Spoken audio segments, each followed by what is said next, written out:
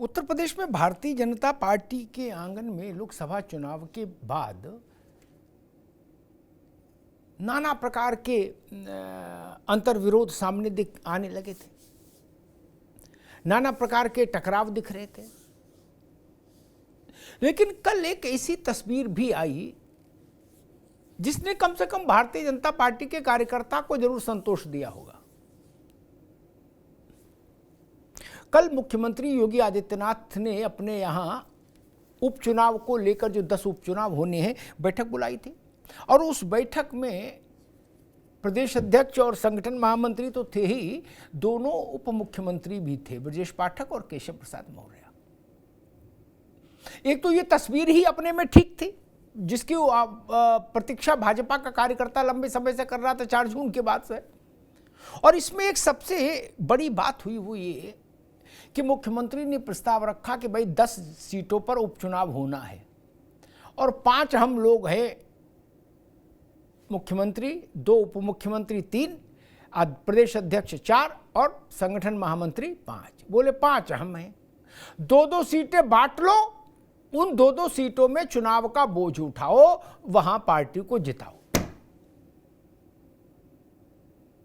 अब चूंकि प्रस्ताव अचानक था तो उसमें कोई बहुत बुद्धि कौशल का इस्तेमाल करने का अवकाश भी नहीं था किसी के पास, तो तय हुआ हाँ भाई चलो ठीक है। तो 2 सीटें मुख्यमंत्री ने खुद अपने पास रखी योगी आदित्यनाथ ने, मिल्कीपुर, अयोध्या और कटहरी, लालजी वर्मा के इस्तीफे से जो खाली हुई है, और 2 सीटें केशव प्रसाद मौर्य को अलॉट की, 2 सीटें ब्रजेश पाठक को अलॉट हुई, 2 सीटें भूपेंद्र चौधरी प्रदेश अध्यक्ष को अलॉट हुई और 2 सीटें अलॉट हुई धर्मपाल जी को, जो संगठन महामंत्री हैं भारतीय जनता पार्टी के उत्तर प्रदेश के। अब कम से कम किसके कितने नंबर आए साफ साफ दिखेगा, शामिल बाजा नहीं चलेगा। इतनी व्यवस्था तो हो गई कल योगी जी की बैठक में। अन्यथा क्या होता था, ये नहीं पता लगता था कि किस बड़े नेता ने कितना योगदान दिया जीत में, इसका कोई नपना ही नहीं था। अब नपना लग गया सबके पास, सबको एक एक नपना दे दिया गया कि भाई इसी में आपकी हैसियत नप जाएगी, या यूं कह लीजिए कि धर्म कांटा लग गया, अब आओ और तुलो और जाओ, आपका वजन नोट हो जाएगा। अक्टूबर में संभवतः उपचुनाव होंगे 10 स्थानों पर, और उत्तर प्रदेश भाजपा के यही 5 चेहरे हैं प्रमुख, पंचमुखी भाजपा उत्तर प्रदेश की कह लीजिए।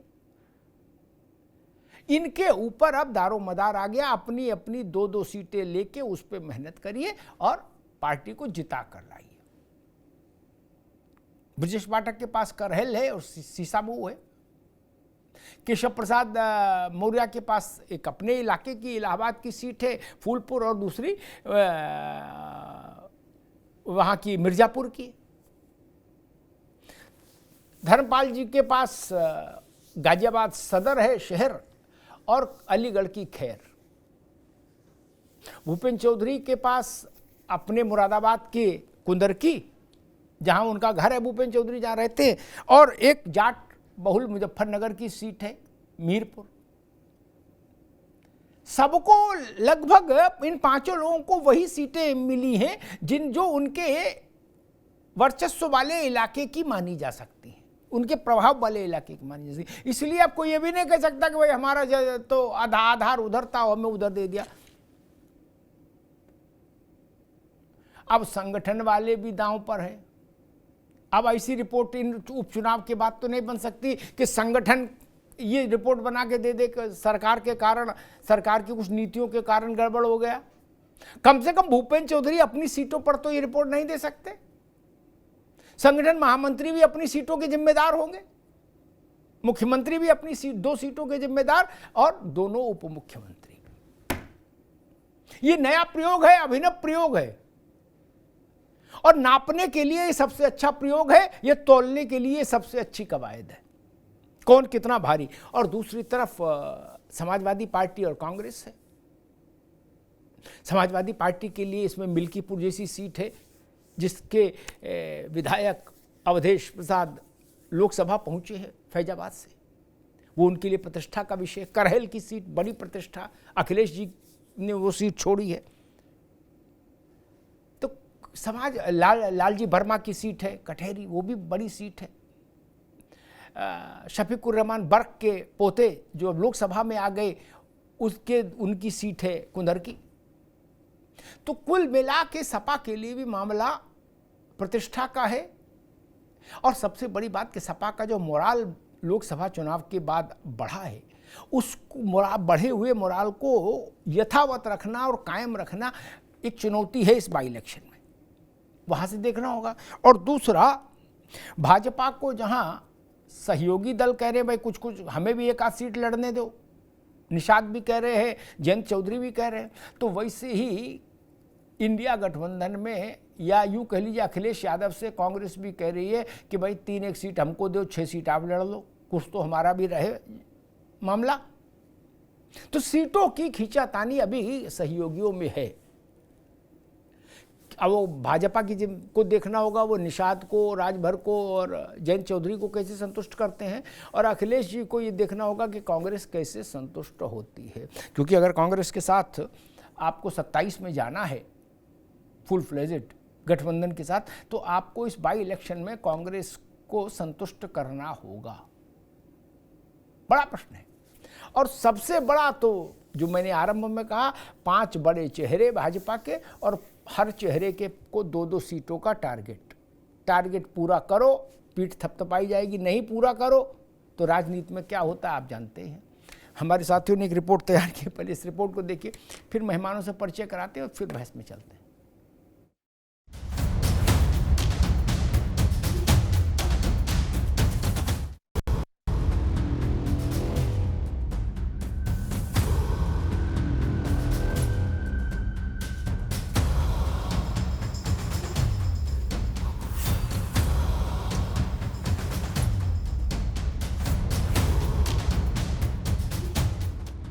लोकसभा चुनाव के बाद उत्तर प्रदेश के सियासी मैदान में एक और इम्तिहान का मैदान सज रहा है, और इस बार ये बिसात 10 विधानसभा सीटों के उपचुनाव की है।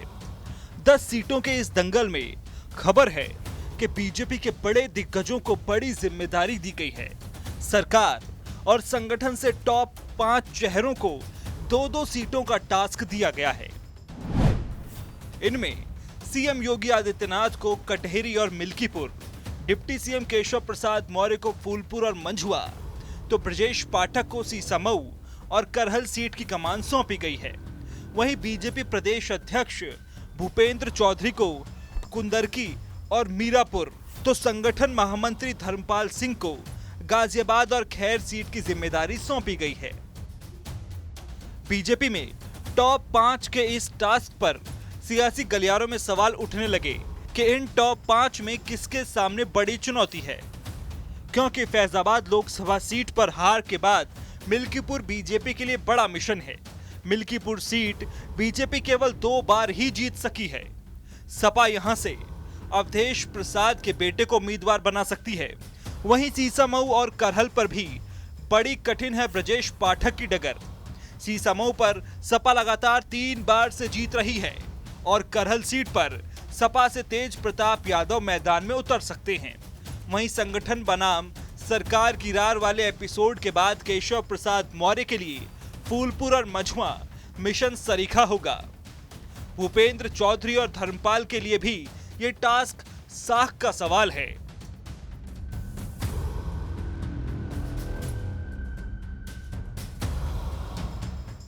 दस सीटों के इस रण में सपा और बीजेपी के सहयोगियों को सीट बंटवारे पर भी सबकी नजर है। खबर है कि कांग्रेस पार्टी गाजियाबाद और खैर सीट की डिमांड कर रही है, तो वहीं बीजेपी के साथ ही राष्ट्रीय लोकदल मीरापुर, गाजियाबाद और खैर सीट की चाहत में है। वहीं इस दंगल में एक एंगल बसपा भी है। उपचुनाव की इस बिसात पर मायावती की रणनीति सपा का खेल बिगाड़ सकती है, क्योंकि मीरापुर, कुंदरकी और सीसामऊ पर मायावती भी मुस्लिम उम्मीदवार उतार सकती है। बहरहाल इन 10 सीटों में अभी तक 5 सपा के पास थीं, तो बीजेपी के पास 3 थीं। 1 सीट आरएलडी तो 1 सीट निषाद पार्टी के पास थी। लिहाजा 10 सीटों के इस रण में वैसे तो सभी दलों की प्रतिष्ठा दांव पर लगी है, लेकिन अहम सवाल यह है कि इस उपचुनाव में किसके लिए चुनौती पड़ी है। क्या बीजेपी के टॉप 5 के लिए बड़ा इम्तिहान होगा?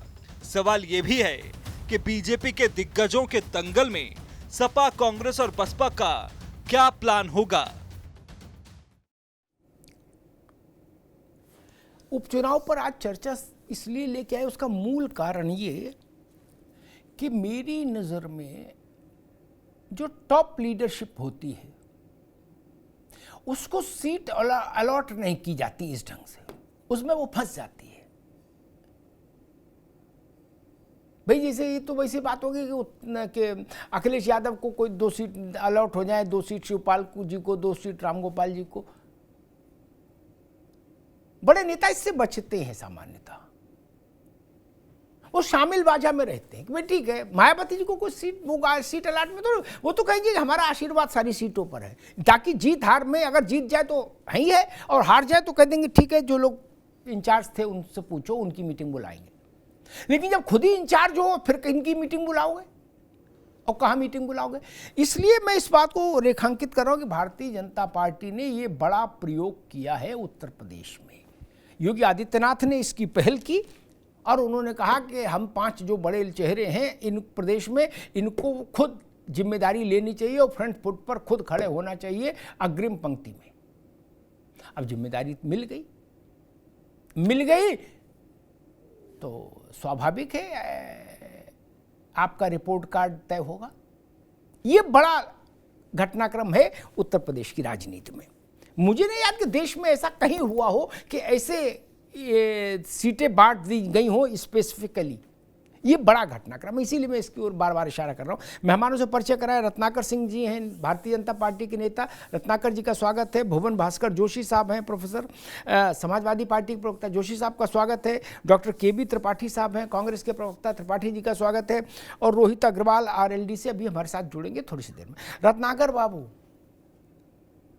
बड़ा झंझट मचा था, कोई करा था संगठन बड़ा, कोई करा सरकार बड़ा, कोई करा रामलाल बड़ा, कोई करा श्यामलाल छोटा। मार बवाल 4 जून से कट रहा था भाजपा के भीतर। धय तेरे की सटासट नहीं, योगी जी ने ऐसी दवा निकाल दी, क्या ऐसा चूरन है ये कि अब दूसरे के आंगन में झांकने का टाइम नहीं मिलेगा। अपना अपना देखो और अलग अलग कमरे में इम्तिहान दो, क्या, ताकि रिजल्ट साफ साफ नजर आए। रत्नाकर जी, मैंने कभी नहीं सुना कि कल्याण सिंह के समय में भी 5 लोग थे। कल्याण सिंह थे, राजनाथ सिंह थे, लालजी टंडन थे, ओम प्रकाश सिंह थे, कलराज मिश्रा थे। ये सब शामिल बाजा में चलते थे। ऐसे में नहीं पढ़ते थे कि बाद में जिसका रिकॉर्ड रहे कि जिताई के हराए। इस बार योगी जी ने ऐसी व्यवस्था कर दी, बोले ना नई टेक्नोलॉजी, 2-2 सीटें ले जाओ, रिजल्ट के दिन बात करेंगे। रत्नाकर जी। जी बिल्कुल अमिताभ जी, आपने जैसा पहले भी कहा कि अलग अलग जिम्मेदारी दे दी गई है और सबको अब अपनी जवाबदेही बनती है, उन सीटों पे जीतने और हारने की जवाबदेही बनती है। तो निश्चित रूप से एक अच्छा प्रयोग है और यह प्रयोग हमें एक सकारात्मक जो है वह परिणाम देगा, ये हम सब की उम्मीद है। क्योंकि जिस प्रकार PDA का नारा लगाने वाली समाजवादी पार्टी पिछले चुनाव में झूठ फैला करके संविधान खतरे में है, आरक्षण खतरे में है, इस तरह का झूठ फैला करके। एक मिनट, सपा क्या कर रही है आज, वो विषय नहीं आपसे, वो तो इनसे पूछेंगे जोशी से। मैं सिर्फ ये कह रहा हूं प्रयोग अच्छा है, नया प्रयोग है, लेकिन इसमें खतरा बहुत है। ट्रक के पीछे लिखा होता सावधानी हटी और दुर्घटना घटी। क्या मैं उस दृश्य को सोच के प्रश्न कर रहा हूं कि 10 में 10 तो जीत नहीं रहे क्या? जो हारेगा इन 5 में अपना टारगेट, एक से सुन लो भैया, अरे रुक जाओ बाबू, जो इन 5 बड़का 5 जो है इनमें से जो हारेंगे फिर उनके साथ क्या होगा? वो फिर भी वरिष्ठ रहेंगे, वो फिर भी माना जाएगा कि नहीं वो वरिष्ठ हैं, उन पर चर्चा नहीं, या फिर होगा नहीं वरिष्ठ कनिष्ठ कुछ नहीं, रिपोर्ट दिखाओ। रत्नाकर जी। जी अमिताभ जी, देखिए दुर्घटना का सवाल इसलिए पैदा नहीं होता है क्योंकि 10 की 10 सीट भारतीय जनता पार्टी जीतने वाली है और पांचों जो ड्राइवर है, जिसको कह सकते हैं गाड़ी जो चलाने वाले हैं, वो अपने आप में बिल्कुल एक्सपर्ट है। कोई किसी क्षेत्र में एक्सपर्ट है, कोई किसी क्षेत्र में एक्सपर्ट है। उनकी योग्यता के आधार पे सीटों का जो है वो बंटवारा किया गया है और निश्चित रूप से देखिएगा ये 10 के 10 अच्छा, सीट जो है वो हमारी एनडीए की गठबंधन जीतेगी। रत्नाकर बाबू, और मैं बताऊं, एक मिनट, ये एक्सपर्ट लोकसभा चुनाव में नींद में थे? हाँ, नींद में थे? निश्चित रूप से आपका प्रश्न बिल्कुल जायज है अमिताभ जी। लोकसभा के चुनाव में जरूर हमारे से कुछ त्रुटियां हुई और जो हम अति आत्मविश्वास से लबरेज थे वो कहीं ना कहीं हमको खामियाजा भुगतना पड़ा। और जो झूठ फैलाया, मैं फिर से वहीं पे आ जाता हूं जहां पे आपने मुझे टोका था।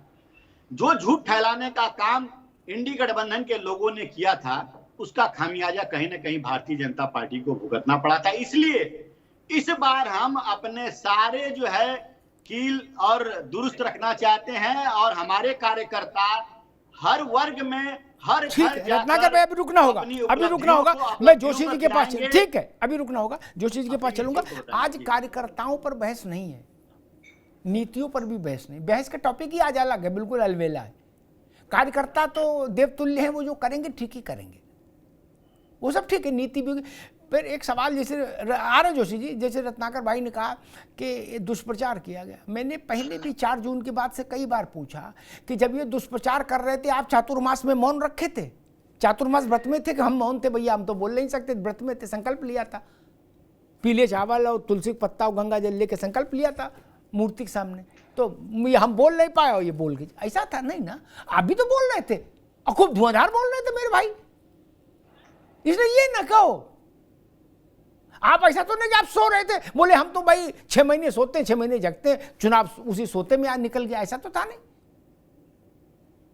अगर ये 2 सभा कर रहे थे, आप 4 सभा ठोक रहे थे, तब फिर ये विषय नहीं। हाँ, ये उत्साह रहना चाहिए पार्टियों में कि हम सब सीटें जीतेंगे, ये उत्साह रहना चाहिए, लेकिन व्यवहारिक चीजें भी होती है। और मैं आज इस सब्जेक्ट दूसरे लाया, जो चीज आपके पास आ रहा हूं।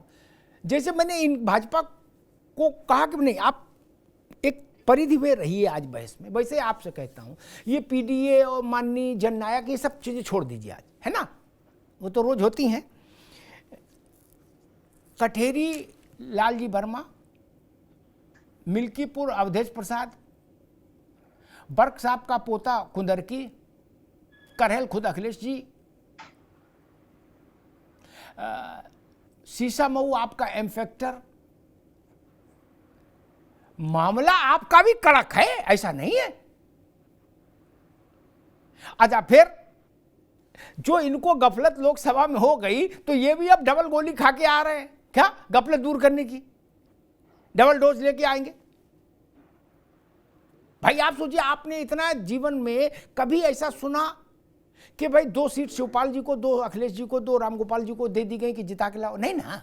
बड़े नेता अपने पास जिम्मेदारी नहीं लेते, वो रत्नाकर को जिम्मेदारी देते हैं, जोशी जी को देते हैं, त्रिपाठी जी को देते हैं क्या?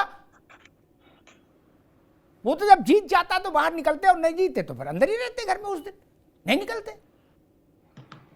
अगर इन्होंने ये चैलेंज लिया है कि नहीं सार्वजनिक रूप से बांटेंगे सीटें 2-2, देखें क्या होता। धर्म कांटा लगा दिया है, सबको तुलना है, और मुंशी जो है वो अपना वजन नोट करेगा, हाँ बोले भाई इनका वजन कितना, बोले इनका, तो कुछ तो बदला है जोशी जी। अमिताभ जी अच्छी बात है, भारतीय जनता पार्टी में कुछ बदला है। और अभी तो हम फुटोवल देख पा रहे थे इनका, और जो फुटोवल हमने देखा है कि योगी जी क्या कहने का काम कर रहे थे। योगी जी कह रहे थे कि अति आत्मविश्वास से हारे। अति आत्मविश्वास क्या था? 400 पार का नारा था। किसका नारा था? आदरणीय मोदी जी का नारा था। ठीक। तो योगी जी मोदी जी को कह रहे थे, और ये लोग कह रहे थे संगठन बड़ा है, सरकार बड़ी है। ये भी आपस में फुटोवल को देश ने देखा है। अब ये 10 जो है जो उपचुनाव हो रहा है, ये वास्तु स्थिति बता देगा कि देश का क्या मसला। और इधर उधर की बात ना करके सीधा आपके जो विषय पे उस पर आना चाहूंगा। हमें तो जो सूत्र मिला है, जो माननीय अखिलेश यादव ने सूत्र दिया है, और हमारे यहाँ जैसा आपने कहा कि इनको तो बांध दिया गया है, रस्सी से बांधा है इनको, 2-2 सीटों पे 5 लोगों को, बड़े चेहरों को। हमारे यहाँ तो समाजवाद में सामूहिक निर्णय होता है, सामूहिक नेतृत्व होता है, पूरी पार्टी मिलकर 10 के 7 सीटों पर लड़ेगी और जो हमारे नेता ने सूत्र दिया पीडीए प्लस इंडिया, वही हमारी लाइन रहेगी, उसी लाइन पे समाजवादी पार्टी आगे बढ़ रही है और हम इसी सूत्र के सहारे इनको हराने जा रहे हैं। जी, जोशी जी ने बड़ी अच्छी बातें कही, प्रोफेसर हैं। रोहित अग्रवाल जी भी जुड़ गए आरएलडी से, उनका भी स्वागत है। लेकिन होता क्या है, सच्ची बात उनके जोशी जी की पार्टी में भी यही है, जीत गए तो अखिलेश जी का चमत्कार, और हार जाते तो बोले भुवन भास्कर जोशी ने मेहनत ही नहीं की, कैसे जीतते। अखिलेश जी तो जोर लगाए जितना लगाना, लेकिन जोशी जी को तो किया ही नहीं, सोते रहे घर में। वरना इतना अच्छा मुद्दा दिए थे पीडीए, भुना ही नहीं पाए ना। कांग्रेस में एनएसयूआई भी चुनाव जीत गई तो राहुल जी के कारण, और हार गए तो गेट बंद, बोले त्रिपाठी कहा था, कुछ किया ही नहीं। कार्यकर्ताओं में स्पार्क नहीं आ गया तो नेतृत्व तो क्या करेगा। और बुद्धिमान आदमी होता है जो थोड़ा जगलर, वो कहता है नेता क्या कर सकता है, बिजली पैदा कर सकता है ना, फिर उसको ट्रांसफार्मर में ले जाके और डिस्ट्रीब्यूशन तक ले जाने का काम तो कार्यकर्ता करता है ना।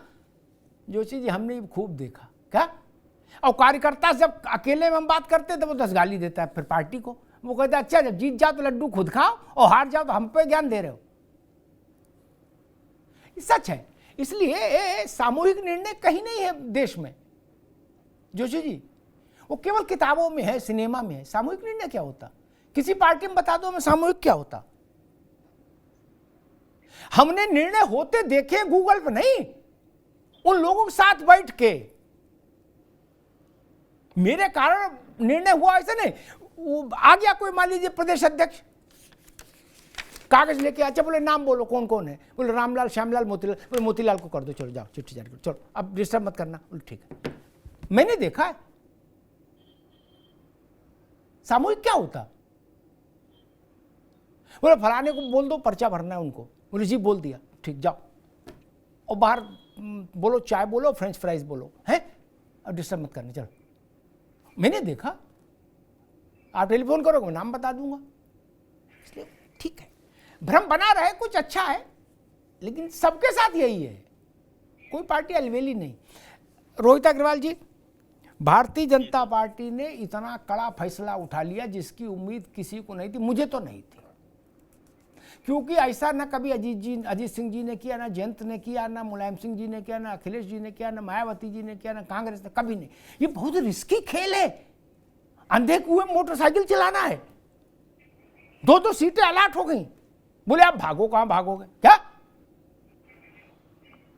अंधे कुएं मोटरसाइकिल चलाओ, चला के दिखाओ। सोच समझ रहे हैं ना, और सब बड़े हैं, कोई छोटा तो है नहीं उसमें, कार्यकर्ता तो है नहीं, और उसी में आपका भी बीच में लकूना है कि भाई 3 सीटें तो हम भी, हमारे बारे में भी सोचो, गाजियाबाद, खैर और मीरापुर है, क्या स्थिति बनेगी। इनने तो सब बांट ली, अब भाई आपको धर्मपाल जी से बात करनी पड़ेगी, गाजियाबाद उनके पास है और खैर भी उनके पास है, हाँ, और एक भूपेंद्र चौधरी से बात करनी पड़ेगी, मीरापुर उनके पास है। अब तो फ्रेंचाइजी अलग हो गई। रोहित जी, देखिए अमिताभ जी, हमारा उद्देश्य है सिर्फ जो नैरेटिव सेट किया है विपक्ष ने इस चुनाव में, लोकसभा के चुनाव में 2024 में, कि संविधान खत्म हो जाएगा, या जीत, जो रिजल्ट आने के बाद ये नैरेटिव सेट करने की कोशिश कर रहे हैं कि ये जीत गए। जो विपक्ष में बैठे हैं, पिछले 10 साल तक विपक्ष में बैठे हैं, अगले 5 साल तक विपक्ष में बैठेंगे, और नैरेटिव सेट क्या कर रहे हैं, हम जीत गए। तो इस नैरेटिव को ध्वस्त करना है इस उपचुनाव में। हमारा उद्देश्य इस चुनाव में है कि 10 की 10 सीट हमारा गठबंधन, एनडीए गठबंधन जीत के आए जी, और उसको जिस भी तरीके से संभव हो वो करे। दूसरी चीज रही बात राष्ट्रीय लोकदल के सिंबल की, तो देखिए राष्ट्रीय लोकदल, मीरापुर की सीट राष्ट्रीय लोकदल के पास थी, हमारे विधायक चंदन चौहान जी थे जो कि सांसद बन के गए हैं, तो वो सीट पे तो कोई विवाद है ही नहीं। इसके अलावा क्योंकि खैर और गाजियाबाद पश्चिम उत्तर प्रदेश में आती हैं, तो इसलिए जरूर ये हमारी उम्मीद है कि भाई क्योंकि हमारा सिंबल ज्यादा मजबूत है वहां पे, तो कहीं ना कहीं हमारा उद्देश्य है कि विपक्ष को हराना, और यही उद्देश्य भारतीय जनता पार्टी का है कि विपक्ष हारे। तो इन चीजों को देखते हुए और प्लस जो ये पीडीए का नारा देने वाले पी फॉर पांडे जी हो गया जिनका, और ए फॉर अखिलेश परिवार है, ये इसकी जनता को समझाना है ना हमें कि ये भैया ये पीडीए पीडीए करके ये खाली वोट के पीछे पड़े हुए हैं, पर पी फॉर पांडे जी हो जाता है जब देने की बारी आती है, और ए फॉर अखिलेश परिवार हो जाता है, और डी फॉर तो दलित बेटी का क्या हाल किया है अयोध्या के अंदर इन्होंने, वो किसी से छुपा हुआ नहीं है। तो इसलिए ये जो एक नैरेटिव इन्होंने सेट करने की कोशिश की है ना भुवन जोशी जी की पार्टी ने, अखिलेश यादव जी ने, उसको भी जनता तक कहीं ना कहीं इस 10 सीटों के माध्यम से पहुंचा देंगे, ताकि जब 10 सीटों का रिजल्ट निकले तो आपके साथ बैठे हैं, तो ये जो ये एक नैरेटिव सेट होता है ना कि ये उत्तर प्रदेश जीत के आ गए 43 सीटें, तो वो कहीं ना कहीं उस पे ये धरातल पे उतर आए। ये अभी धरातल पे है नहीं ये लोग। ठीक है, त्रिपाठी जी के पास चलो, लेकिन दो बातें मुझे स्मरण आ गई। रोहित जी ने जब कहा तो एक तो बात कही गई थी, खड़गे जी ने कही थी, राहुल जी ने भी कही कि नोट कर लो, लिख लो मेरी बात, मोदी ने अगर शपथ ली तीसरी बार तो देश में चुनाव नहीं होगा, फिर प्रधानी से लेके और सांसदी तक का कभी। ये अच्छा है कि कुछ उपचुनाव हो चुके मोदी की शपथ लेने के बाद, और कुछ होने वाले हैं शेड्यूल में, तो ये भगवान का आशीर्वाद है कि जिस दिन की कल्पना विपक्षी दल कर रहे थे वो कोरी कल्पना साबित हुए वो दिन।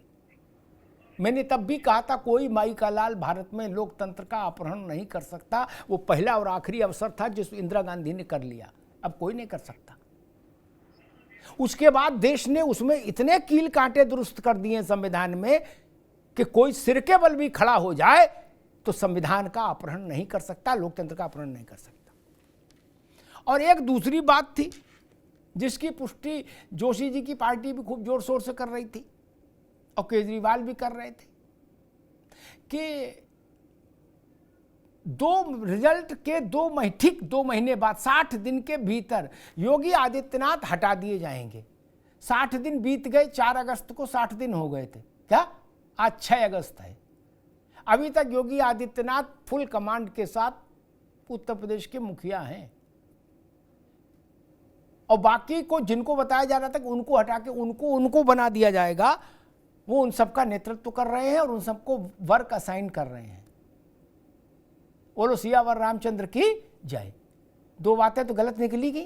खैर त्रिपाठी जी, ऐसा सिस्टम आप लोगों के अभी उत्तर प्रदेश में ढेर वरिष्ठ है, कांग्रेस वरिष्ठता के बोझ से दबी जा रही है उत्तर प्रदेश में। नहीं, ऐसा क्यों नहीं कर लेते? 2 seat Pramod Tiwari, 2 seat Salman Khurshid, 2 seat Mohsina Kidwai, ऐसे 5 को तो कम से कम आजमा लो, देखे तो देखे जरा किसमें कितना है दम, बरसात में गाना हो जाए। नहीं, आप भी शामिल बाजा बोले, अब की सलाह दो अपनी पार्टी को कि नहीं, कागज पे A4 पे टाइप कराओ, 2 seat Ajay Rai, 2 seat Salman Khurshid, 2 seat Imran Pratapgarhi, जो भी आप जिनको भी बड़ा मानते हो त्रिपाठी जी। और अगर आपको लगेगा ना प्रियंका जी और राहुल जी, तो 2-2 सीट उनके लिए भी कर दो। त्रिपाठी जी क्या लग रहा है? जी अमिताभ जी, बिल्कुल सही आप कह रहे हैं, बहुत सही विषय आपने उठाया है कि ये राजनीति का नया प्रयोग। लेकिन मुझे ऐसा लगता है कि जो अभी भारतीय जनता पार्टी के शीर्ष नेतृत्व में सर फुटौल चल रही थी, वो खुल के सामने कागज पर आ गई है कि जो एक दूसरे की खींचतान थी कि अब नहीं, आ जाओ, अपनी अपनी ताकत दिखाओ, ये ताकत दिखाने जैसा है। दरअसल राजनीतिक दल इस पद्धति पे काम ही नहीं करते, ये सामूहिक कार्य है और जहां सब लोग मिलकर जनता के लिए काम करते हैं। लेकिन ये इनकी जो सर फुटौल चल रही थी वो खुल के आ गई और बहुत सही स्थिति बनेगी, कोई बड़ी खराब स्थिति नहीं होगी, क्योंकि 10 की 10 सीटें ये हार जाएंगे, तो उसके बाद कोई किसी को उंगली नहीं दिखा पाएगा, सब एक तरह से एक दूसरे के साथ बैठे होंगे। और रोहित जी जो अभी कह रहे थे, सुधी प्रवक्ता हैं और अपनी पार्टी का अच्छा पक्ष रखते हैं, जब सपा से गठबंधन में तब भी और अभी भी ये तीनों सीटें लेंगे और ये तीनों इन्हें नहीं मिलेंगी तो ये तीनों भी ये हराएंगे। और बहुत अच्छी स्थिति है कि उधर प्रदेश अध्यक्ष और संगठन मंत्री को जिम्मेदारी दी गई है कि संगठन हार रहा है, सरकार जीत रही है, भाई मुख्यमंत्री उप मुख्यमंत्री तो सरकार के हिस्से हैं। तो कुल मिला के भारतीय जनता पार्टी की जो अंदरूनी खींचतान थी वो खुल के सामने आ गई है और यह आज भारतीय लोकतंत्र के लिए अच्छी स्थिति नहीं है। सत्ता में बैठी हुई पार्टी अगर जो इस तरह के अंतर्विरोधों से घिर जाती है तो जो आज उत्तर प्रदेश का बुरा हाल है त्रिपाठी जी दिखाई देता है। ठीक है त्रिपाठी जी, एक मासूम सवाल था, दिल्ली यूनिवर्सिटी में एनएसयूआई जीते तो ढोल राहुल गांधी के घर के बाहर बजता है, केवी त्रिपाठी घर के बाहर तो बजता नहीं, सामूहिक है तो केवी त्रिपाठी घर के बाहर कभी बजवा दो कि त्रिपाठी जी जिंदाबाद। नहीं, क्या राहुल जी गए नहीं दिल्ली यूनिवर्सिटी प्रचार करने क्या, और हार गए तो बोले संगठन कमजोर है, प्रियंका जी ने यूपी में मेहनत बहुत की लेकिन संगठन नाकारा है, किसी लायक नहीं। क्या ये ठीक नहीं भाई। देखो ये ना बताओ, आपने शामिल बाजा तो देखा होगा जो शादी में बजता है, गुड्डू बैंड महाराजा बैंड, उसमें सब इकट्ठे एक साथ बजाते ही ये नहीं पता लगता कौन बजा रहा है कौन ऐसे ऐसे कर रहा, बिना ही बजाए सिर्फ पकड़े है। क्या शोर इतना होता है, एकल वाद्य रखो ना, पता तो लगे शहनाई बजा रहे हो कि ढोलक बजा रहे हो राजनीति में। त्रिपाठी जी इसमें क्या खराबी है? बिल्कुल अमिताभ जी सही कह रहे हैं, जो भाजपा में आज हो रहा है यही हो रहा है, सब लोग अलग अलग बजा रहे हैं और सबको अलग अलग सुनाई दे रहा है, लेकिन ऐसा सामान्यतः होता नहीं है। आज केशव मौर्य की अलग तुरही बज रही है, उनका झुनझुना अलग बज रहा है ब्रजेश पाठक जी का, और योगी जी का तो पता ही है नगाड़ा अलग से मैं बज रहा है। निवेदन ये कर रहा हूं, मैं निवेदन, जो लोग कुछ लोग मुफ्त की मलाई मुफ्त की वरिष्ठता छीन लेते हैं और लिखना शुरू कर देते हैं अपना लेटर हेड पर और सोशल मीडिया वरिष्ठ, तो कोई रोक तो सकता नहीं, वरिष्ठता कोई संवैधानिक प्रबंध तो है नहीं। क्या ऐसे वरिष्ठों को भी अगर ऐसा कोई काम में मतलब उतार दिया जाए इम्तिहान में तो कोई बुरी बात नहीं है। राजनीति क्या मुफ्त का माल खाने का नाम है? बोले हम वरिष्ठ हैं, क्यों? अरे वरिष्ठ हो तो जिताओ, इसमें क्या समस्या क्या है? त्रिपाठी जी अगर ये मॉडल एक बार कांग्रेस उत्तर प्रदेश में, उसके बाद कुछ खोने को तो है नहीं। मैंने नाम बताया, प्रमोद तिवारी, मोहसिना किदवई और जितने लोग हैं, अजय राय, अविनाश पांडे, 2-2 सीटें बांट लो। अमिताभ जी जो अभी भाजपा ने किया है ये भुगतने जा रहे हैं, बहुत दूर नहीं है। अब मैं समझ गया, आप इसी डर से कह रहे हैं कि गुरु हमारे नेताओं को हम एक्सपोज नहीं कराएंगे ना, हारेंगे तो कम से कम एक रजाई में सब बैठ तो जाएंगे मुल्क के, एक रजैया हम सब मुल्क जाएंगे। अब बोले सबको एक्सपोज कराओगे हैं? बोले कौन हारे? बोले प्रमोद तिवारी हारे, अविनाश पांडे हारे, अजय राय हारे। ठीक, आपकी बात ठीक है, मामला जब डाइजी हो, थोड़ा धुंधला हो तो सावधानी बरतना ही ठीक है, ठीक बात है।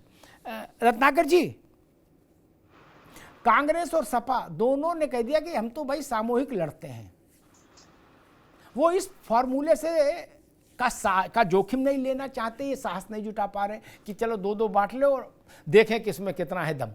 नहीं, मैंने सपा से भी कहा कि शिवपाल जी को 2 दे दीजिए, डिम्पल जी को 2, अखिलेश जी 2, रामगोपाल जी 2, और हो गया मेरे ख्याल से 10। एक कोई बचे तो फिर माता प्रसाद पांडे को दे दीजिए।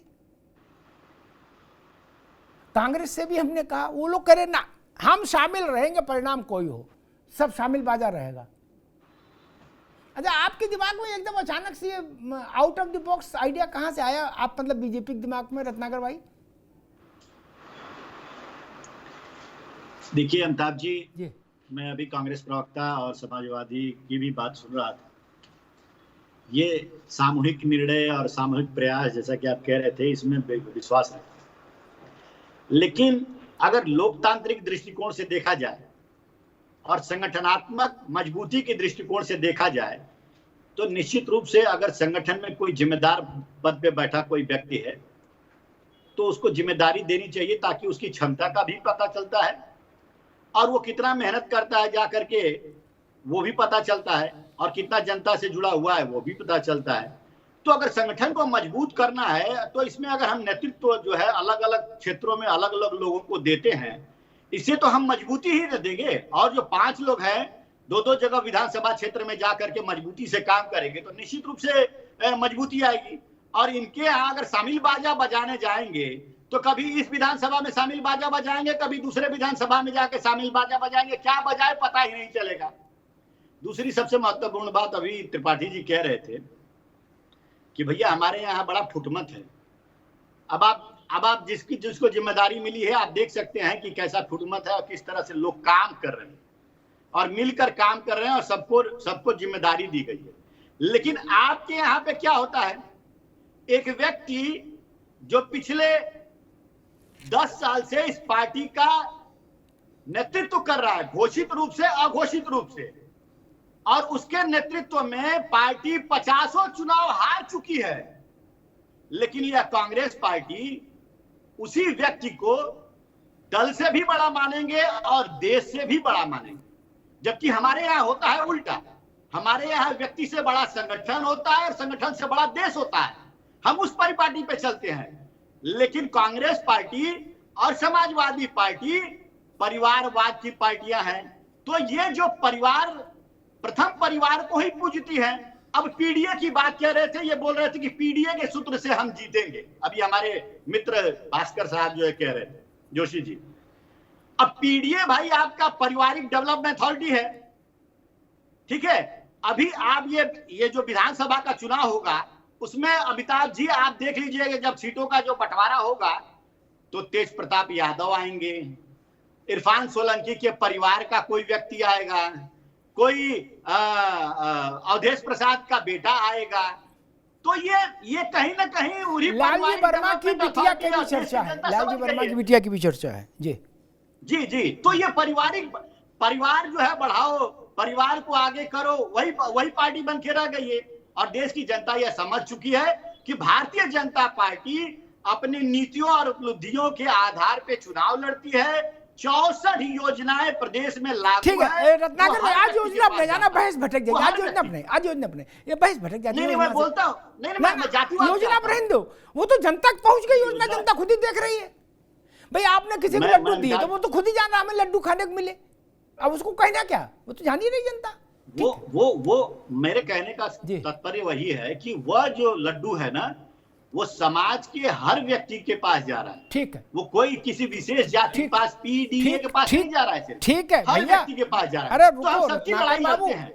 ठीक है, लड्डू का विज्ञापन नहीं करना पड़ता है। लड्डू जो खाता है उसकी आत्मा बोलती भैया आनंद आ गया, क्या? इसलिए उस लड्डू में तो कभी बहस ही नहीं करता।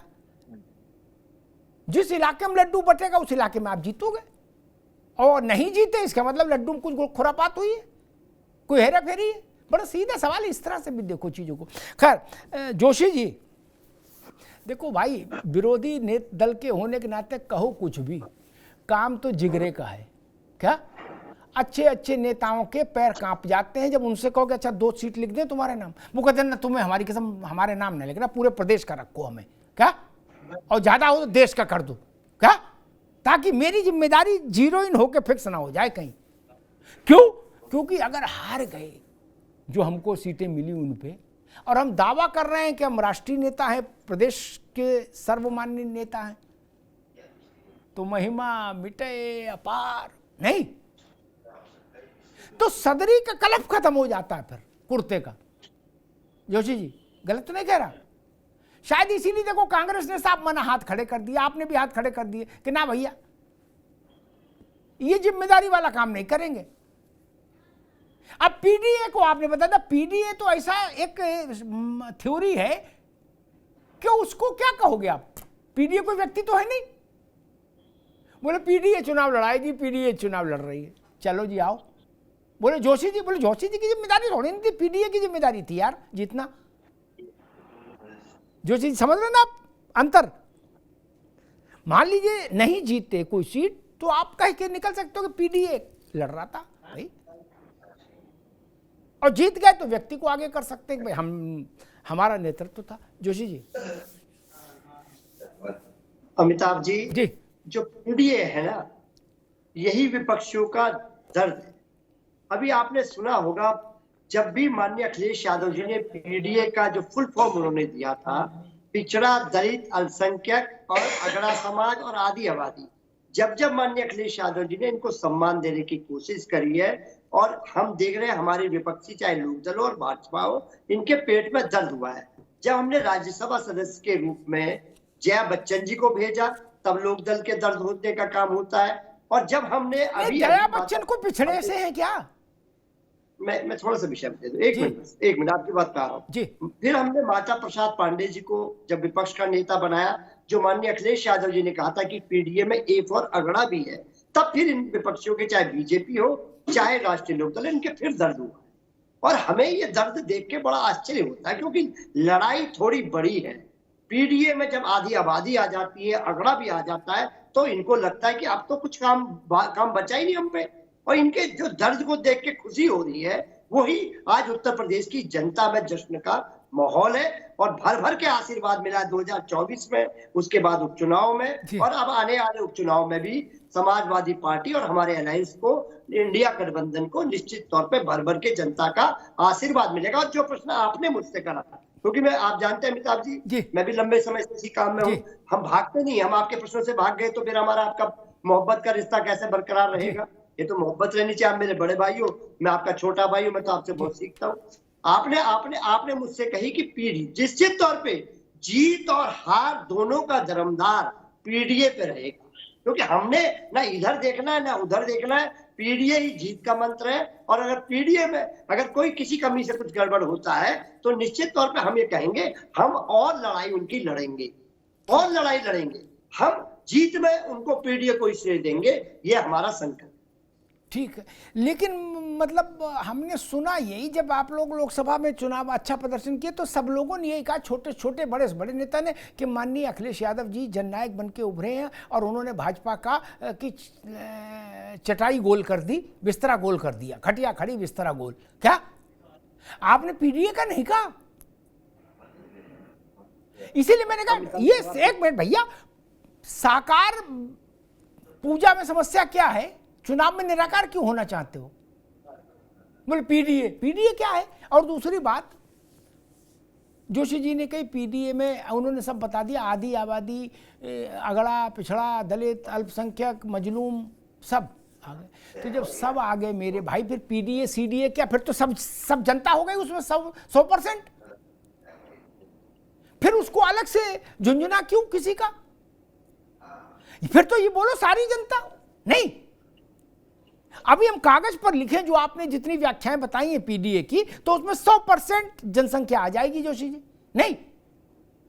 तो जब सब आ गए तो कोई क्लास, कोई वर्ग अलग से नहीं बन सकता ना। जब 100% आरक्षण किसी को दे दो तो वो आरक्षण नहीं रहेगा ना। आपने कहा अल्पसंख्यक भी है, आदिवासी भी है, आधी आबादी भी है, पूरी आबादी भी है, मुन्ना लाल भी है, छोटे लाल भी है, रज्जाक भी है, डेनियल भी है। जब सब हो गए तो यही कह दो कि उत्तर प्रदेश के 25 करोड़ लोग नहीं।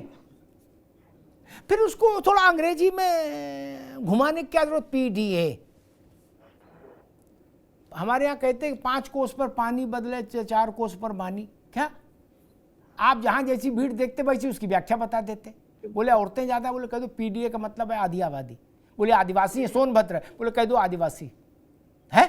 अब बोले कन्नौज है, ब्राह्मणों का भी यहाँ कानूनी कुब्ज ज्यादा है, तो बोले कह दो अगड़े, ए फॉर अगड़े। ये थोड़ा सा मसला। खैर त्रिपाठी जी, आप और आपके पार्टनर इस मामले में बिल्कुल एक राय आप बना के आए कि ना, चाहे कितना भी आप उकसाओ, हम नेताओं को फंसाने वाला काम नहीं करेंगे ना। उनके कुर्ते का कलप खराब हो जाए सावन में, ऐसा काम करेंगे है? फिर कल को प्रभारी भारी बन के कैसे आएंगे लखनऊ, कैसे बैठेंगे, मीटिंग कैसे लेंगे, समीक्षा बैठक? समीक्षा में कोई त्रिपाठी के भी त्रिपाठी पूछ लेंगे, भैया आपके पास जो 2 सीट थी उनका क्या हुआ? तब तो फिर मीटिंग में ही प्लेटें चल जाएंगी त्रिपाठी जी, नहीं? लेकिन मेरे दृष्टि में रोचक दृश्य है, होना चाहिए, चाहे प्लेट चले चाहे गिलास चले बैठक में। लेकिन जो लोग लंबे समय से मलाई खा रहे हैं, एक बार तो इम्तिहान देना चाहिए, नहीं? अमिताभ जी, बहुत सम्मान करता हूं आपका, और हल्के तरीके से कह रहा हूं कि आज आप भारतीय जनता पार्टी के इस निर्णय की इतनी बखिया उधेड़ रहे हैं कि खुद ही उनको लगेगा कि क्या कर बैठे, और ये उनको दिखाई दे रहा है। आपत्तिकाले विपरीत बुद्धि, ये विपरीत बुद्धि का निर्णय है कि 2-2 सीट बांट रहे हैं 5 लोग। अभी क्या होने वाला है आप देखिएगा। और ये शुरुआत 2024 में 4 जून से हो चुकी है। कि इस समय भाजपा का अंतर कलह थमने वाली नहीं है, और इसको जो पलीता आज आप लगा रहे हैं, इसके बाद तो वहां क्या त्रिपाठी होगा? जी, आप लोगों ने दो बातें कही। एक कहा कि मोदी शपथ लेंगे तो कोई चुनाव नहीं होगा। खड़गे जी का मुझे वक्तव्य याद है, उन्होंने कहा था नोट कर लो, आखिरी बार वोट डालोगे, आखिरी बार। एक बार पड़ चुका बाई इलेक्शन में, और भगवान की दया से अक्टूबर में फिर पड़ रहा। ठीक। और दूसरी बात कही थी योगी 60 दिन में चले जाएंगे। दोनों बातें झूठ निकल गई। नहीं अमिताभ जी, यूपी में अगर जो अयोध्या मंडल पूरा ना हारते और जितनी सीटें यूपी में हारे हैं उसी का परिणाम है। हम लोग उत्तर प्रदेश वाले बहुत मजबूत हैं इस मामले में, पूरी तरह से नकेल कस दिए हैं, इसीलिए ये बंटवारा 2-2 सीट का दिखाई दे रहा है। हम लोगों ने जो मेहनत की उसी का परिणाम है, और आज चुनाव हो रहे हैं। अगर जो वही 400 पार चलता, और मैं कह रहा हूं कि अगर जो बीजेपी अपनी दम पर 272 पे आ जाती, तो आज ये बहस भी हम लोग न कर रहे होते। अब तक तो 10 सीटों का परिणाम घोषित हो गया होता और कहा कि साहब कोई दूसरा पर्चा ही नहीं भर रहा है। कई आपने देखा 24 के चुनाव में कई जगह कोई पर्चा भरने वाला नहीं मिला। अच्छा, पर्चा भराने की जिम्मेदारी उनकी है क्या? एक मिनट त्रिपाठी जी, इंदौर में और गांधीनगर में आपका उम्मीदवार भाग गया, उनके यहाँ जाके जलेबी खाने लगा, उसकी जिम्मेदारी ये लेंगे? आप नींद में उम्मीदवार तय कर रहे थे, आप नींद में उम्मीदवार तय कर रहे थे। जलेबी कैसे कौन खा रहा था? जो उस समय दिख रहा था तानाशाही पूर्ण रवैया, वही आज दिखाई देता, बिल्कुल वही होता। आज भी हमारे 10 के 10 प्रत्याशी जलेबी, वो तो 240 पे जो रुक गए हैं ना महामानव, जो जैविक तो है नहीं, वो तो ऊपर से आए हैं। अगर जो हमने 240 पे न रोक लिया होता तो यही हाल होता। 240 भी निर्वाचन आयोग की महती कृपा से आए हैं। ठीक, एक मिनट रुको। कांग्रेस को इस मामले में नोबेल पुरस्कार देना चाहिए। मेरी सिपाही आ रहे भैया रत्नाकर, जब रोहित जी के पास जाऊंगा, देना चाहिए। जिस पार्टी ने 1984 के बाद से आज तक, 84 के बाद से 24 तक कितना समय हो गया? जोशी जी आप भी सुन लो, आप विद्वान आदमी। आज तक इतने वर्षों में, इतने दशकों में कभी 272 का आंकड़ा चिमटे से नहीं छुआ क्या? और 15 साल मूंछों में चमेली के तेल लगा के सरकार चलाई। बोले हम सरकार है। बोले नंबर कितने? बोले 188। क्या आप 188 पे बहादुर शाह जफर और मुगले आजम हो, उनको 244 बता रहे, बोले बैसाखी पे हैं। अगर ये बैसाखी पे हैं तो आप तो वेंटिलेटर पे होने चाहिए थे मनमोहन सिंह के समय में। नहीं, आप तो 200 भी नहीं छू रहे थे। और मुगले आजम जिले इलाई मां बदौलत की तरह सरकार चलाई कि नहीं चलाई? बोले अहमद भाई देखेंगे। क्या रंगबाजी में तो कमी थी नहीं ना? गांधी नरसिंह राव समिति, बोले जित्ती भाई है, जवाहरलाल में मिलो उनसे, political secretary to prime minister. क्या रंगबाजी तो पूरी थी, मुगलिया सल्तनत जैसी। सीटें तो नहीं आई थी कभी। आखिरी बार आपने 272 छुआ था, क्रॉस किया था 84 में। एक पीढ़ी गुजर गई, बूढ़ा गई भैया। आप नहीं कहो ये बात। वो कहा जाता है कि भाई वो मारे हमको पत्थर जिसने पाप न किया हो। क्या आप तो ऐसा खेल कर चुके हो कि भाई आप 150 पे सरकार बना लेते? ऐसा नहीं कहो। वो 240 पर है। आप ये कहते कि भाई हमने 240 पे कभी सरकार नहीं बनाई, हमने छोड़ दिया अवसर, तो बात समझ में आती। आप 200 के अंदर भी सरकार बनाए और चलाए वो, और कैसे चली ये रोहित अग्रवाल को नहीं याद होगा, तो मेरे ख्याल से जयंत जी को याद होगा, और हो सकता भूल भी गए हो, तो अजीत जी को तो याद ही था, उनके ऊपर तो बीती थी। क्या हम हाउस में थे, मीडिया गैलरी में, जब राम लखन यादव को नरसिंह राव जी ने तोड़ लिया, साइड कर लिया, अब अजीत सिंह ताकते रह गए। क्या भन्ना के निकले, उधर व्यवस्था हो गई, उनको मिठाई इमरती वगैरह पहुंच गई, वो मस्त हो गए, इनकी पार्टी टूट गई। इनने ऐसा तो नहीं किया अभी त्रिपाठी जी। हालांकि 272 कोई बहुत बड़ा मैजिकल फिगर नहीं है। जैसे नरसिंह राव जी ने बहुमत अर्जित किया था, आप तो पुराने आदमी जानते हो, वैसा मोदी कर दे तो 272 कल हो जाएगा, कल हो जाएगा। गलत कह रहा हूं? नरसिंह राव जी ने अल्पमत में शपथ ली थी, और जब छोड़ा तो बहुमत में छोड़ा, बिना चुनाव के। बोलो सियावर रामचंद्र की जय। वो क्या था, वो सत्यनारायण कथा हो रही थी।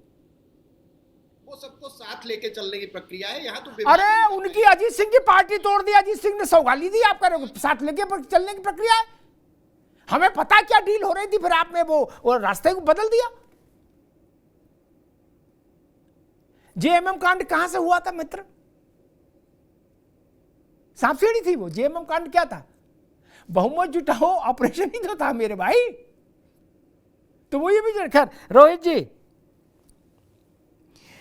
कांग्रेस कह रही है कि भाई 10 में 10 सीट हम जीत रहे हैं, और जोशी जी कह रहे हैं कि पीडीए 10 में 10 सीट जीत रहा है। तो मतलब अभी कोई भी नौ पे तैयार नहीं है, ना आप ना ये। देखिए अमिताभ जी, एक कहावत है ना पुरानी कि नाऊ से कहा गया कि भाई मेरे बाल कितने बड़े, तो उस नाऊ ने कहा जजमान आगे ही आवेंगे। तो अब तो कुछ ज्यादा दूर तो रह नहीं गया, उपचुनाव होने ही वाला है। अभी तो त्रिपाठी जी फॉर्मूला भी बता रहे थे, पर्चा वर्चा भर पाएंगे कि नहीं भर पाएंगे कैंडिडेट। देख लें जरा सा, ये समझ लें कि पर्चा वर्चा भर पाएंगे कि नहीं भर पाएंगे। तो लोकसभा चुनाव के लिए रो रहे हैं कि सूरत और इंदौर में जो है पर्चा नहीं भरने दिया गया। ये तो उपचुनाव है। खैर, जो समझदार है पर्चा तो भरा, लेकिन पर्चा भरने के बाद भाग गया भाजपा कार्यालय में। फिर ये ढूंढते रहे मिले नहीं। फिर हाँ, ये तो फिर उपचुनाव है अमिताभ जी, है ना। तो इसमें जरा कम ही जो है जोश भरे अपने अंदर, ज्यादा बेहतर है। दूसरी चीज ये है कि मैं बड़ा कंफ्यूज हो जाता हूँ कि कांग्रेस ने आखिर देश पे 50 साल राज कैसे किया। इतना मानसिक दिवालियापन कांग्रेस का कि उसको ये नहीं समझ में आ रहा कि प्री पोल अलायंस को बहुमत मिला है, कोई पोस्ट पोल अलायंस नहीं हुआ है। जनता के बीच में गए थे हम सबके साथ कि भाई ये पार्टियां हैं जो भारतीय जनता पार्टी के साथ मिलकर सरकार बनाएंगी। उसके अंदर 293 सीट आई हैं। ये भारतीय जनता पार्टी की 240 सीट पे फंसे रह जाते हैं। अरे भैया, एनडीए को बहुमत मिला है जो कि प्री पोल अलायंस था, कोई बाद में जुड़ा नहीं है हमसे। चुनाव खत्म होने के बाद कोई जुड़ा नहीं है। आम आदमी पार्टी आपसे अलग हो गई। हम पहले से कहते थे कि भैया कौन सा फॉर्मूला है, पंजाब में एक दूसरे के सर फोड़ेंगे और दिल्ली में साथ में लड़ेंगे। आम आदमी पार्टी इनसे ऑफिशियली अलग हो गई। एक दूसरे को गाली कुत्ता कर रहे हैं दिल्ली के अंदर। कांग्रेस वाले उनको गाली देते हैं, कहते हैं वो भ्रष्टाचारी चोर हैं, और आम आदमी पार्टी वाले कांग्रेस वालों को दे रहे हैं गाली। तो उसके बावजूद आप देखिए अभी उपचुनाव होके चुका है। ममता दीदी की पार्टी इनके खिलाफ चुनाव जीत के आई है। उसके बाद ये कहते हैं भाजपा को हराया, इतनी सीटें भाजपा को हराया है। पंजाब में आम आदमी पार्टी इनके खिलाफ चुनाव जीत के आई है। पता नहीं किस गलत फहमी में जी रहे हैं ये। दूसरी चीज ये, आपने जो एक फॉर्मूला कहा कि 2-2 सीटें बांट लो, अरे इनके पास तो बहुत सारे बड़े नेता हैं, एमपी, पूर्व मंत्री बहुत सारे हैं। उत्तर प्रदेश में ही देख लीजिए, पूर्व की तो लिस्ट है। जितने हमारे पास पक्ष में नहीं होंगे उससे ज्यादा पूर्व की लिस्ट है। अरे हम कह रहे हैं एक पे 4-4 को बैठा दो, प्रभारी बना दो, तब भी ना जीतोगे। कांग्रेस वाले एक पे 4-4 को प्रभारी बना दें कि ये सीट है भैया, ये 4 आदमी प्रतिष्ठा जुड़ी है इसके अंदर, उसके बाद भी नहीं जीतोगे। ये मैं आपको दावा कर रहा हूं, ये खुद कांग्रेस जानती है। अगर ये चारों बीमार होने का सर्टिफिकेट ना जमा कर दें कांग्रेस दफ्तर में, जिनकी लिस्ट ये बनाएंगे, तो आप जो कहेंगे वो मैं राजनीति छोड़ने को तैयार हो जाऊंगा। तो ये क्या देंगे? और केपी त्रिपाठी तो चाहते हैं कि भैया ये जितने पूर्व वाली लिस्ट है इनको प्रभारी बना दिया जाए, लेकिन अब इनकी मजबूरी है, दलगत मजबूरी है। भाई प्रवक्ता है बेचारे बैठे हैं टीवी पे, तो कहना है कि नहीं साहब सब सहमति है, सब सामूहिक रूप से ठीक है। हम तो नया फॉर्मूला दे रहे हैं, ये काम करो, विधानसभा में हिस्से बांट लो, बूथ वाइज नेता बना दो, प्रभारी बना दो। उसके बाद भी अगर आप जीत के आ जाना तो बता देना 10 सीटों में। इससे ज्यादा कॉन्फिडेंस तो नहीं दिखा सकते ना हम, कि इससे ज्यादा कॉन्फिडेंस दिखा सकते हो तो बता दो। ठीक है रोहित बाबू, ठीक है, मैं जोशी जी के पास चलूंगा। लेकिन एक चर्चा आई थी, सही गलत नहीं पता, कि 22 में जो कांग्रेस के विधानसभा के उम्मीदवार थे उनको लखनऊ पार्टी ऑफिस से फोन कराया गया कि आओ सक्रिय हो दोबारा से। उसमें 70% के फोन बंद मिले। बोले ये नंबर मौजूद नहीं है, इस पर इनकमिंग की सुविधा नहीं है। उनने फोन ही बंद कर लिया। बोले ससुर कौन अपना किराया खर्च करके लखनऊ जाएगा, धक्के का है, कुछ नहीं रखा। ये सच है झूठ है मुझे नहीं पता, लेकिन ये बात आई थी गंभीरता के साथ कि फोन बंद है। भाई आदमी देखा हमको वोट मिला 1200, अब क्या फोन खोल के रखे? बंद करो फोन विधानसभा में। खैर जोशी जी, आगे चल के इस प्रोजेक्ट इस तरह पर भी आप विचार कर सकते हैं। नेता आपके पास भी दमदार है, वो बड़े हैं, नहीं? वैसे देखो एक बात बताएं, 5 आपके परिवार के लोग हैं लोकसभा में, क्या? और 10 सीटें हैं, 2-2 बट जाए तो बिल्कुल आइडियल सिचुएशन है। 5 दूनी 10, नहीं?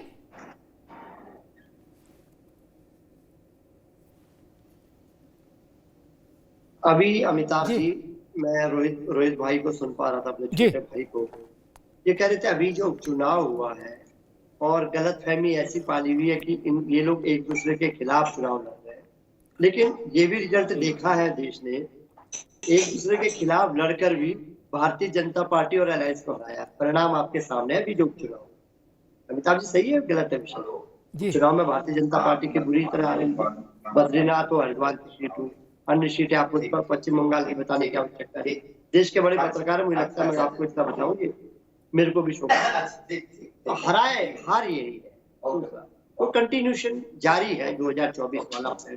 और अभी उपचुनाव में भी अब 10 का परिणाम तो आ ही जाएगा, और हमारे को तो इधर उधर की बात ही नहीं करनी है। और रही बात आपने जो सुझाव दिया है, आप सुझाव देते हैं, आप देश के पत्रकार, आप सुझाव, आपके सुझाव को सब लोग एक बार जरूर सुनते हैं, क्योंकि बहुत गंभीर पत्रकार आप हैं। लेकिन हम उसी रास्ते पे चलेंगे, क्योंकि हमारे जब हम चुनाव हारे थे ना 17 में, 19 में, 22 में, भरपूर रूप से सब लोगों ने, चाहे मीडिया हो चाहे हमारे विपक्षी हो, तो माननीय अखिलेश यादव जी को कहा था कि आप हार का कारण।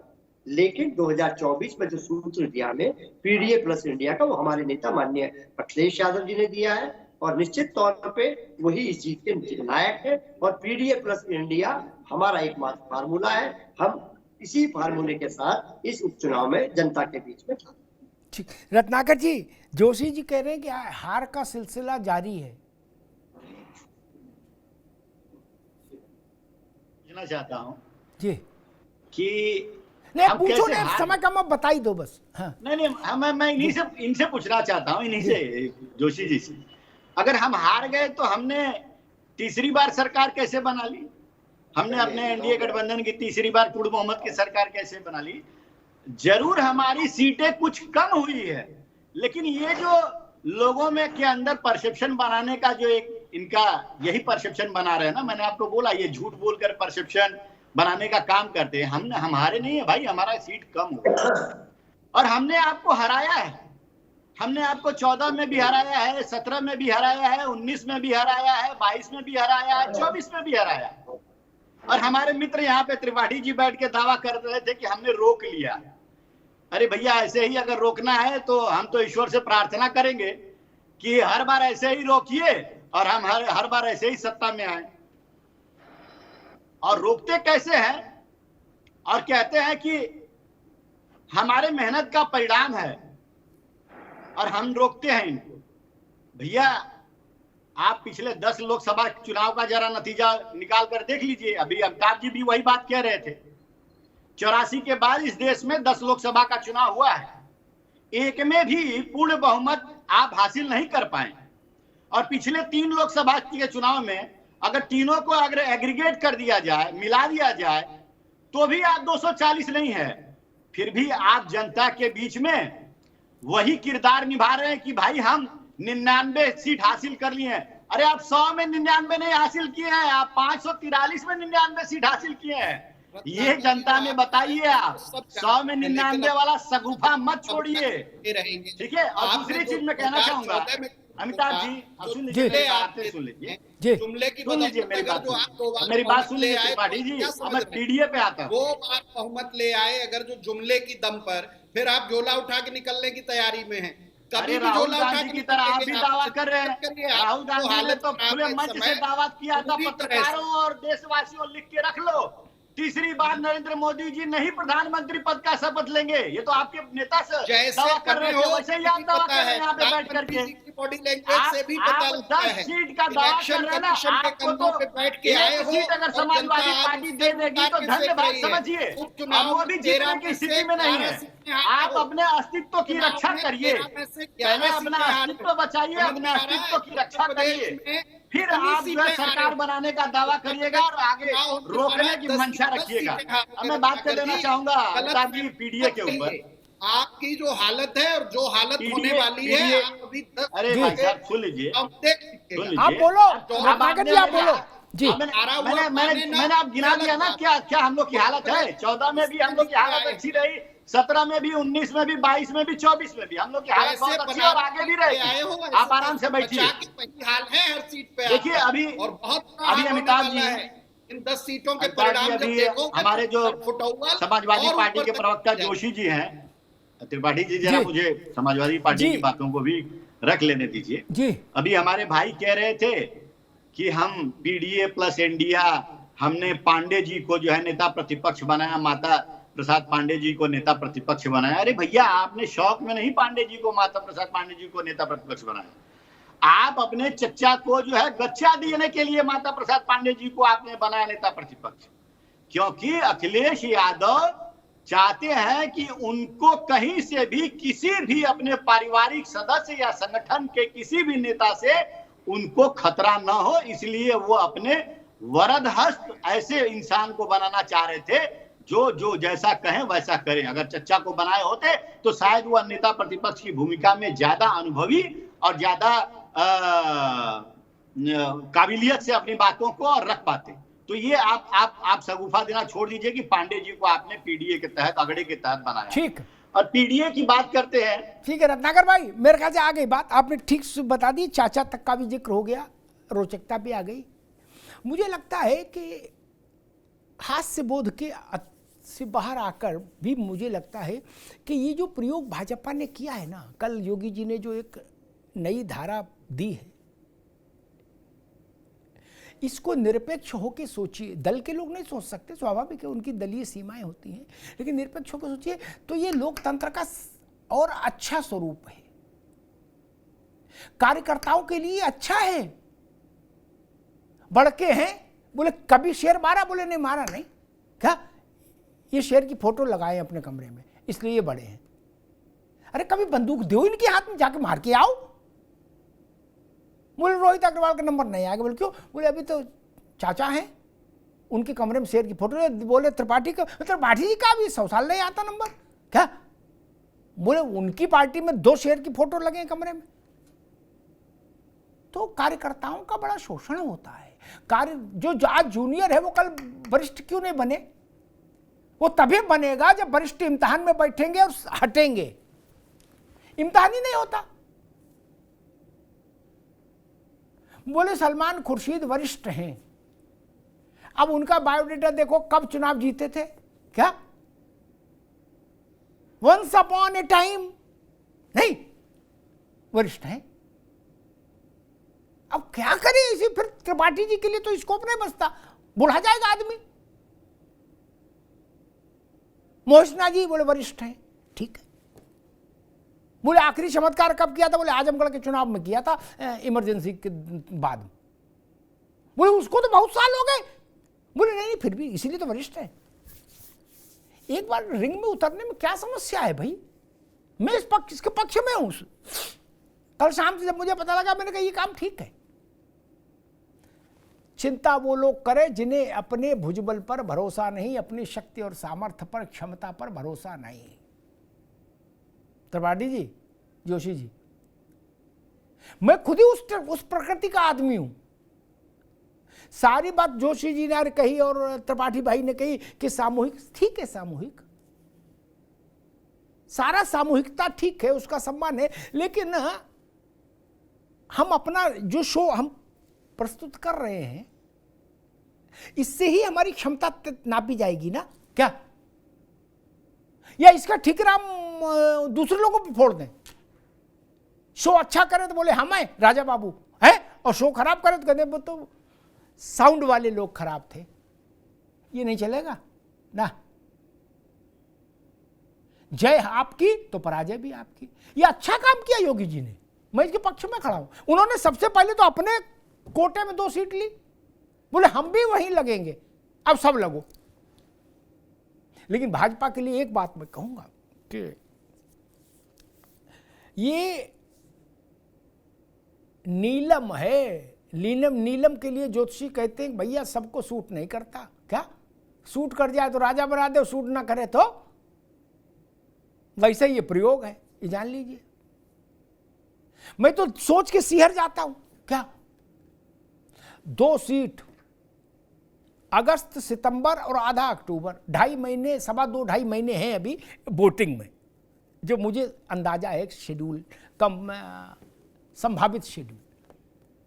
2 आप राष्ट्रीय नेता, सब लोग, कोई आदमी अपने को प्रदेश का नेता तो मानता नहीं। हर पार्टी राष्ट्रीय और हर पार्टी का नेता राष्ट्रीय है।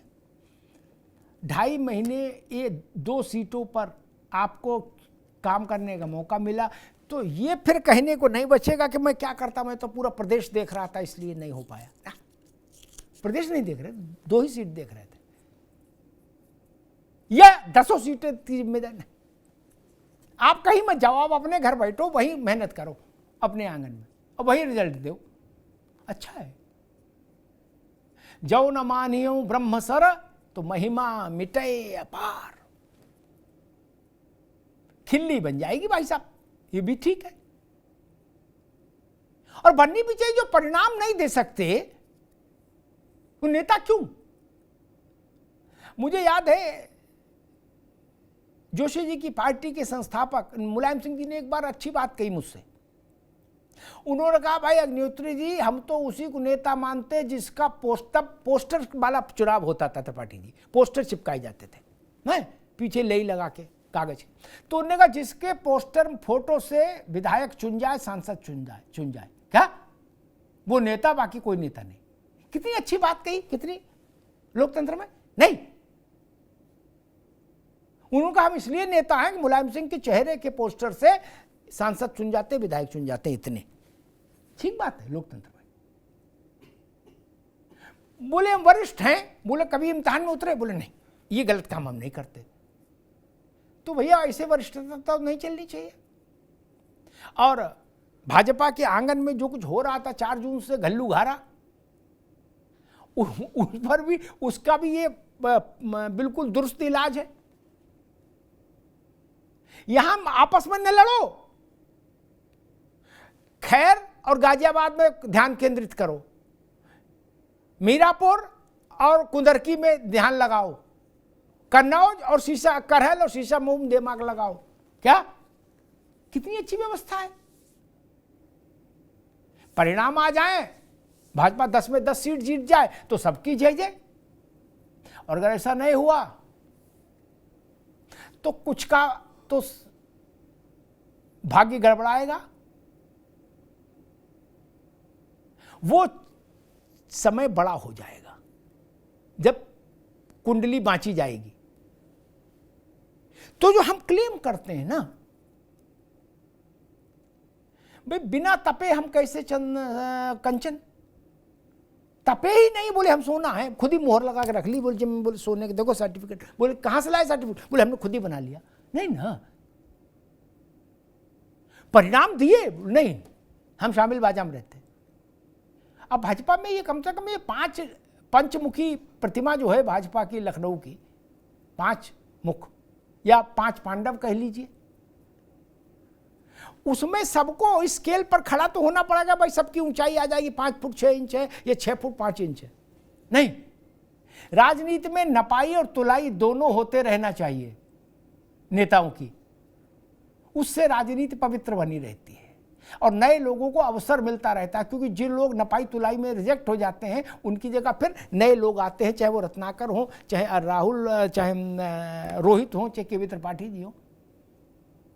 वरना केसरी जी ने एक बार मुझसे कहा था, त्रिपाठी जी चचा ने, उन्होंने कहा था कि अग्निहोत्री, राजनीति में नेता जब तक निगम बोध घाट न चला जाए तब तक छोड़ता नहीं राजनीति ना, गुलाटी मारता रहता है कुछ ना कुछ। किसी बोर्ड में हो जाए, कहीं सलाहकार हो जाए, कुछ हो जाए पार्टी में, है कोई ना कोई गुणागणित लगा रहे ताकि दरबार चलता रहे और मजमा लगा रहे, क्या, और कुर्ते में कलफ लगा रहे। तो फिर नए लोग कैसे आएंगे? सफलताएं पर माला आप पहनते हैं तो असफलताओं का अपयश भी स्वीकार करना सीखिए। इसलिए मैं योगी जी के इस कदम की में साहस जो है ना, उसकी सराहना कर रहा हूं। मुझे नहीं पता क्या परिणाम आएगा, जनता जानती है। लेकिन सच अपने दिल पे हाथ रख के अगर सोचेंगे त्रिपाठी जी, आप और जोशी जी, तो आप भी मेरी बात से सहमत होंगे, यहां नहीं मन में, कि बहुत हिम्मत का काम है। परिणाम वाले दिन क्या समीक्षा होगी आप भी जानते हो, हम भी जानते हैं। नहीं, ये हिम्मत कितने लोग जुटा सकते हैं जो योगी आदित्यनाथ ने कल जुटाई?